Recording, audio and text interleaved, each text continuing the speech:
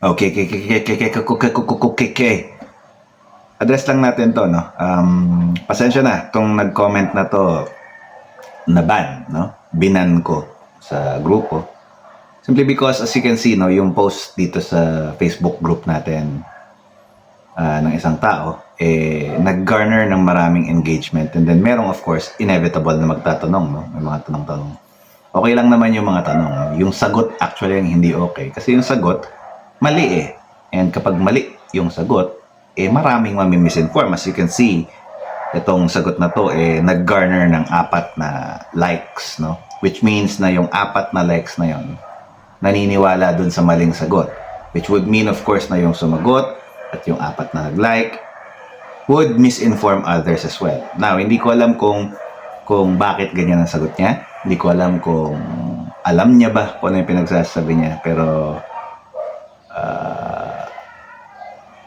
hindi dapat. Kasi nga, maraming mamimisinform. So anyway, yung sagot niya, kulang sa carbs. Kaya nag-dry ang skin. Paano naman nag-dry ang skin dahil sa kulang sa carbs? Hindi naman carbs ang kailangan para mag-smoothen or maging maganda ang skin mo.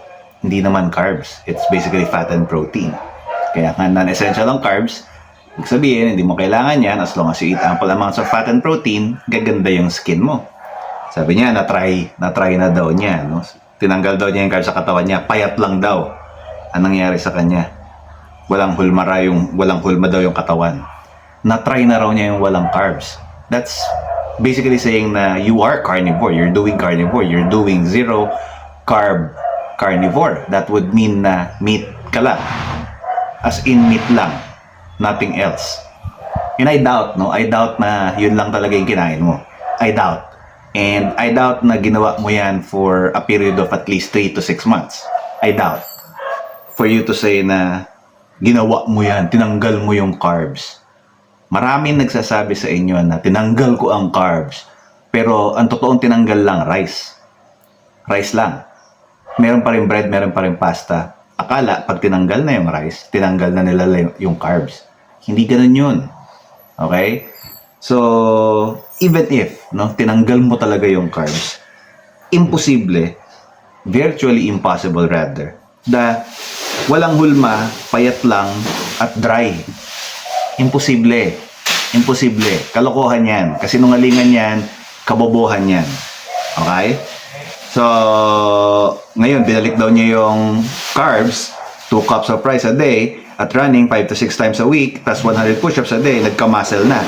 Abay, natural, nag-exercise ka eh. Natural na magkakaroon ka ng muscle. Di ba? Natural. Nag-exercise ka eh. Bakit hindi ka nag-exercise nung carnivore ka?